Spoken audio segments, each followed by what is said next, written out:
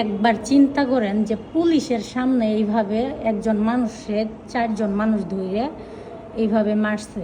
দেন মানুষের কাছে বলছে চৌরাস্তা গেছিল কাজের জন্য, ওর কাছে মোবাইল চাইছে, টাকা চাইছে, ও দেয় নাই বিদায়। দেখেন ওর মাথাটারে ফাটায় কি করছে। হ্যাঁ হ্যাঁ, চারজন মানুষের মধ্যে না, আমি মনে করেন পরে দেখা যা হেরা দুজনে মনে করেন আমার দোয়ার সারে আর দুজনে মারতেছে। পরে আমি এর কাছ থেকে সুইটা মনে করেন আমি যে সময় দিমু এই সময় অন্যরা মনে করেন মীমাংসা করে দিছি। এর আগে তারা যে মারছে আমার কিছুই কই না। কি সূত্র নিয়ে ধরছিল তোরে? কিনো সুতবই না, আমি তার খারাপ ব্যবহারও করি না, কিছুই করি না। আমি এনেকে দাঁড়াইছি, দোকান খুলতেছে তো, পরে নুননমির কাছে ফোন দিছি।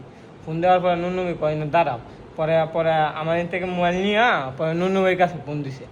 ফোন দিয়া বলে চাকরি এটা ওর লাগবো না, চাকরির জন্য আলাপ করবেন না। পরে আমি বলছি ভাই না করলেন কেন? কয় এমনি আমি না করছি। পরে মোবাইল নিয়ে যাইতেছে, আমি বলছি ভাই আমার মোবাইল নিয়ে যাইতেছেন কেন? পরে আমি মোবাইল আনছি কারাকারি করে। পরে পরে আমার এরকম কথা মানুষ এনে বিল লাগছে। তারপরে একজন যে মনে করেন হিরাইব কিংবা ইয়াও করবো, 1জনকে ধরবো, এরকম মানুষ নেই। মানে বাংলাদেশের আইন এমন হয়েছে এখন।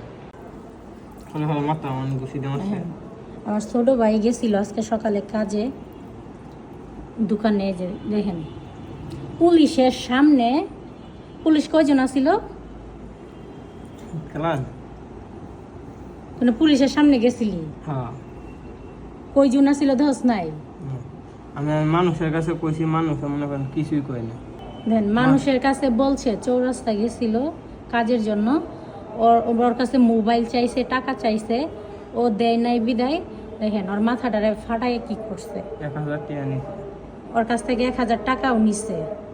1000 টাকা নিছে, মোবাইল চাইছে, দিছে না দেখে ওর মাথাটা ফাটাইছে। এই চৌরাস্তা কোন জায়গায়? চৌরাস্তায়। দোকানের নাম কি?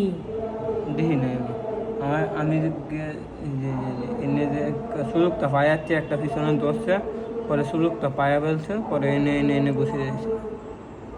আচ্ছা, বাংলাদেশের আইন শৃঙ্খলা বাহিনী কত নিচে নামছে। একবার চিন্তা করেন যে পুলিশের সামনে এইভাবে একজন মানুষের 4জন মানুষ ধরে এইভাবে মারছে।